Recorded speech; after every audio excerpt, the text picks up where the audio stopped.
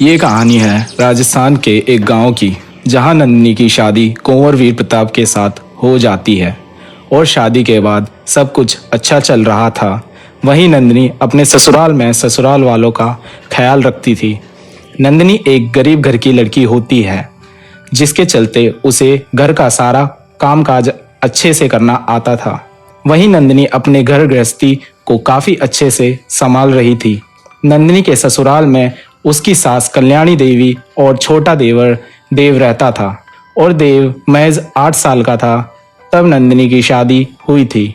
और नंदिनी देव का काफ़ी अच्छे से ख्याल रखती थी और उसके खाने पीने से लेकर उसके हर ज़रूरत का पूरा ध्यान नंदिनी रखती थी। और जब नंदिनी शादी करके घर आई थी तो देव को नंदिनी से बहुत लगाव हो गया था और वो अपनी भाभी को भाभी नहीं बल्कि नाम से बुलाता था। और ऐसे ही कई दिन बीत जाते हैं और एक दिन देव नंदिनी को आवाज़ देता है, अरे नंदनी, कहाँ मर गई तू? जल्दी आना, मैंने तुझे कब से नहीं देखा और मुझे भूख भी लगी है, तेरे हाथों से खाना है। और तभी वहाँ नंदिनी आ जाती है और कहती है, अरे बाबा सब्र तो कर लिया करो, बस आपके लिए मैगी बना रही थी, सुबह से काम में लगी हुई थी।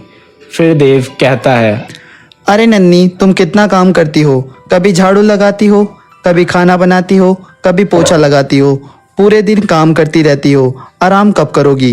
अरे बाबा सब्र तो कर लिया करो, बस आपके लिए मैगी ही तो बना रही थी, सुबह से मैं काम में लगी हुई थी। अरे मैं आपको खाना खिला दूं, फिर मैं थोड़ा सा आराम कर लूंगी। अरे मैं कैसे तुम्हारी चिंता ना करूं, तुम्हें तो पता है ना मैं तुमसे कितना प्यार करता हूं।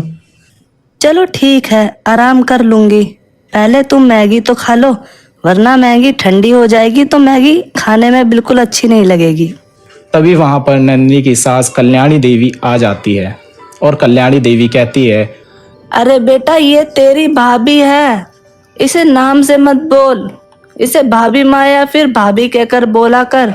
ये तेरे उम्र से काफी बड़ी है और तू नाम लेता है। अभी अगर आसपास लोग सुनेंगे तो क्या कहेंगे कि बेटे को संस्कार नहीं दिए। जो हमसे उम्र में बड़े होते हैं उनका हमें नाम नहीं लेना चाहिए, इसलिए इसको भाभी माँ या भाभी बोला कर। अरे ये तो मेरी भाभी नहीं, मेरी बीननी है, ये मेरा बहुत ध्यान रखती है और मैं भी इससे बहुत प्यार करता हूँ। नन्नी मुझे बहुत अच्छी लगती है। जब नन्नी घर पर नहीं होती है फिर मैं स्कूल जाता हूँ तो मुझे नन्नी की बहुत याद आती है। देवर जी आप भी तो मेरा बहुत ख्याल रखते हो। देवर जी वैसे तो अब मेरी शादी भी हो गई है, जब तक आप बड़े हो जाओगे तब तक तो मेरी उम्र भी बढ़ जाएगी। सच में तू बहुत नादान बच्चा है। खैर बच्चों को कोई कितना ही समझा ले, बच्चे को समझ थोड़ी ना आता है, वो बच्चे कैसे बातें करते हैं। मेरे साथ चल के डब्बे रखवा दे। नंदिनी का पति वीर प्रताप सिंह बहुत ही ज़्यादा लड़ाकू किस्म का था।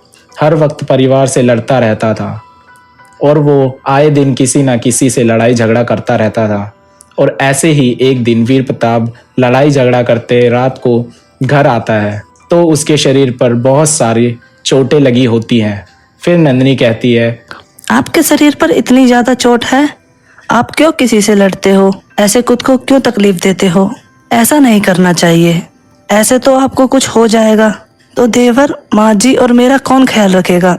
मेरा नाम वीर प्रताप ठाकुर है और मैं किसी के आगे झुकता नहीं हूँ और जो मुझसे बहस करेगा उसे मैं इसी तरह मारूंगा, उसके लिए मुझे मेरी जान ही क्यों ना देनी पड़े।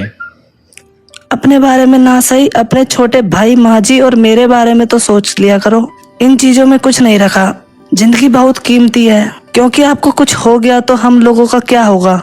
घर के बड़े तो आप ही हो। तो फिर वीर प्रताप कहता है, तो तुम मुझे ज़्यादा ज्ञान मत दो, वैसे ही मेरा मूड खराब है, मुझे सोने दो।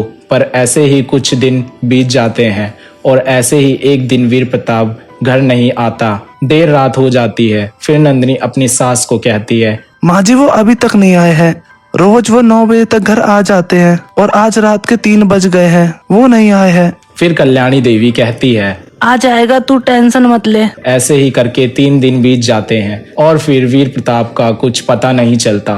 तब जाके नंदिनी पुलिस में वीर प्रताप के गुमशुदा होने का रिपोर्ट करवाती है, शुरू कर देती है।